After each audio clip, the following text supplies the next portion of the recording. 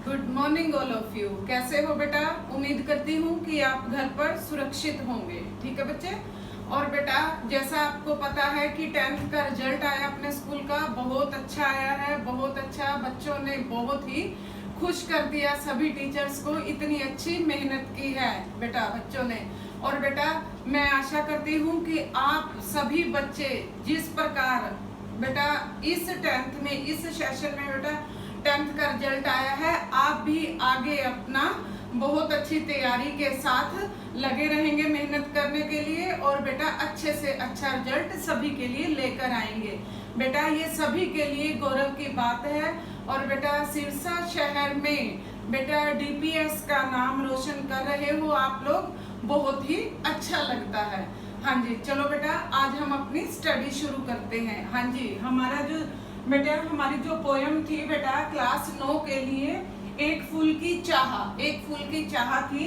और बेटा इनके कवि सियाराम शरण गुप्त जी हैं। और बेटा इनके बारे में मैंने पहले आपको जानकारी दे दी है। और अब हम बेटा कविता शुरू करने जा रहे हैं।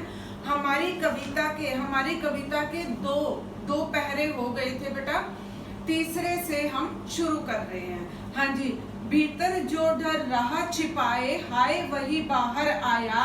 एक दिन सुखिया के तनु को ताप तृप्त मैंने पाया। ज्वर से विहिल हो बोली वह, क्या जानू किस डर से डर। मुझको देवी के प्रसाद का एक फूल ही दो लाकर। यहाँ पर बेटा जो लड़की है वो बीमार हो जाती है, उसका शरीर तप रहा है। अब देखिए पिता के मन के भाव, भीतर जो डर रहा छिपाए। पिता के बारे में बताया है कविवर। क्या कहते हैं कि पिता क्या कहता है कि उसके मन के अंदर जो डर था, वो जो डर छिपा हुआ था वो बाहर आ गया। एक दिवस सुखिया के तनु को, एक दिन बेटा सुखिया के तन को उसने कैसा पाया? ताप तृप्त का मतलब क्या होता है? बुखार से ग्रस्त, यानी कि बुखार से ग्रस्त, यानी कि बुखार से तपता हुआ मैंने पाया। ज्वर से विहल हो बोली वह, ज्वर यानी कि बुखार से विहल बुखार से परेशान होकर बोली, क्या जानू किस डर से। उसको इसी बीमारी का कोई भी डर नहीं था। क्यों? क्योंकि बच्चों के अंदर बचपना होता है और बेटा उनको किसी चीज का डर नहीं होता। और यहाँ पर कविवर क्या कहते हैं कि मुझको देवी के प्रसाद का एक फूल ही दो लाकर। यहाँ पर कविवर कहते हैं कि उस लड़की के माध्यम से ये समझाना चाह रहे हैं कि मुझको देवी के प्रसाद का एक फूल ही लाकर दे दो, मैं इतने में ही ठीक हो जाऊंगी। कर्मशः कंठ क्षीण हो गया, कर्मशः यानी कि लगातार, कर्मशः कंठ क्षीण हो गया। शिथिल हुए अव्यय सारे, बैठा था नव उपाय की। चिंता में मैं मन मारे, जान सकाना प्रभात सजग से।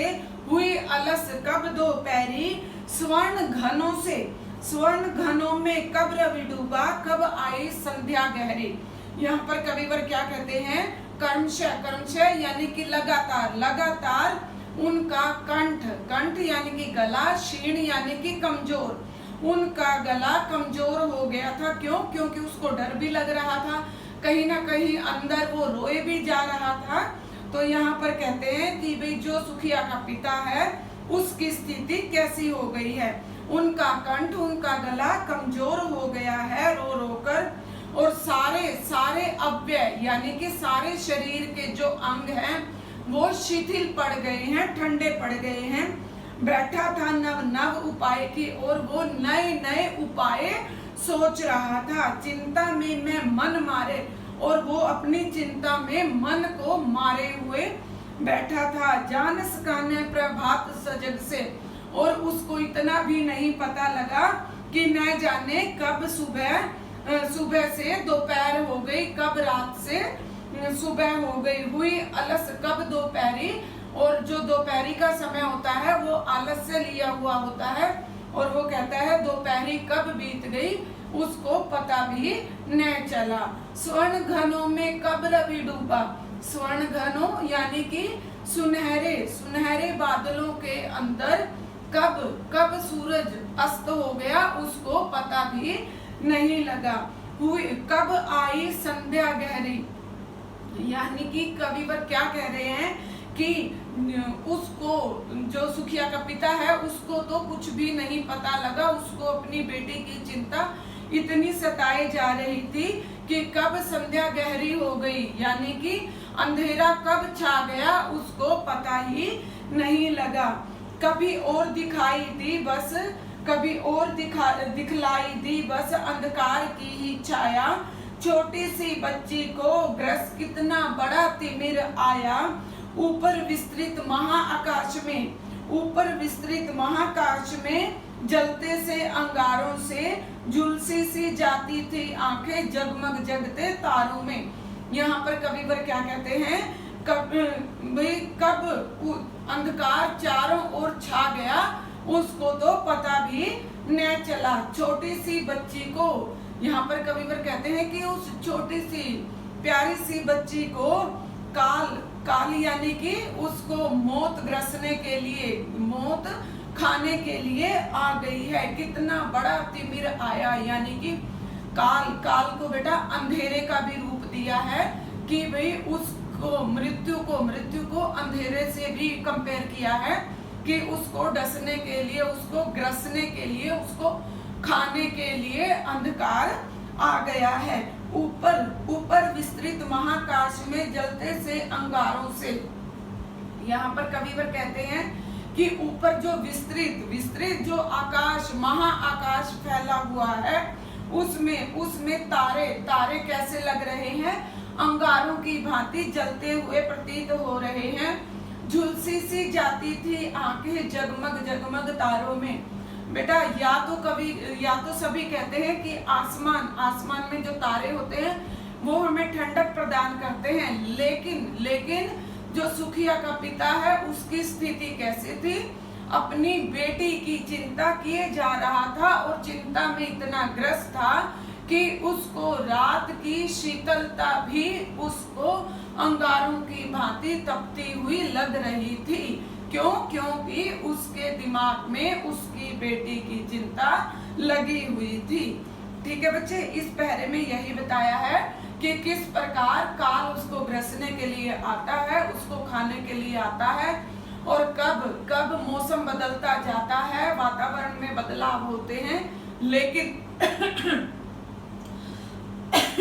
सॉरी बेटा, कब बदलाव होते हैं उसको पता भी नहीं चलता।